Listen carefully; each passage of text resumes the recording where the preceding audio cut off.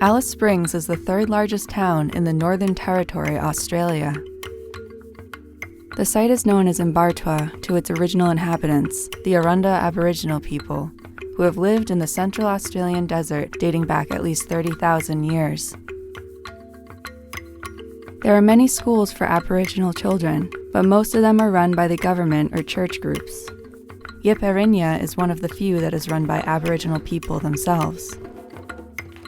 It was started as a two-way school.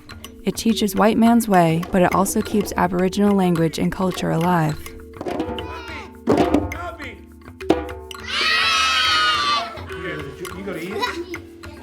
Our students are some of the most disadvantaged students in Australia.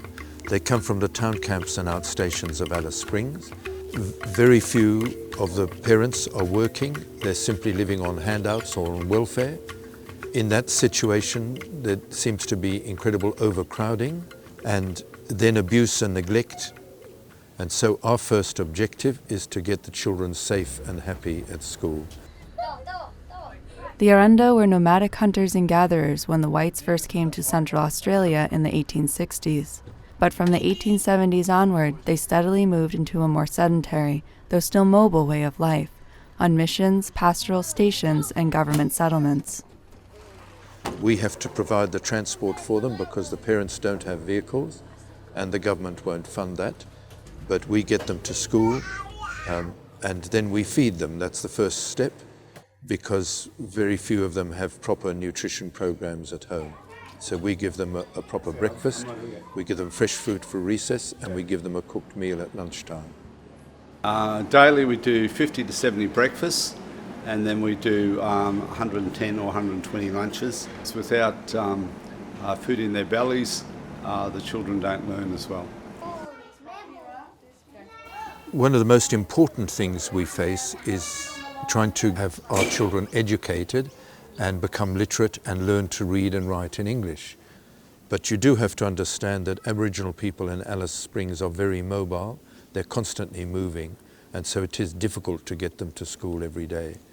But until you do improve attendance, literacy results are going to lag behind as well. We've developed our own literacy program here with the honey ant readers, and they're readers that were developed to teach Aboriginal children how to read in English. Author Margaret James has developed these books in collaboration with Yipirinya elders to give Aboriginal students stories they can relate to. And they really relate to the stories because they love going out with their grandmothers and going, digging for honey ants. The honey ant readers sort of brings that back to the classroom. For kids to be able to have that connection with the book straight away and enjoy that story is really helpful. By traveling with Overseas Adventure Travel, you are supporting the Grand Circle Foundation. We didn't want visitors just to come and look around the school and take snapshots and photographs. We felt they should be involved with the children.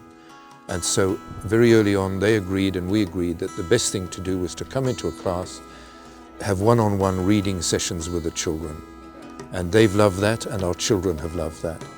And more importantly, from that has grown out the Honey Ant Reader program. Grand Circle Foundation has helped the Yipirinya School with funding for this particular program. The author has now had requests from all over Australia for copies of her books. And they recognise the fact that the characters, the people in the stories are Aboriginal. And that's going to have a long-lasting impact, not just the immediate effect we see now.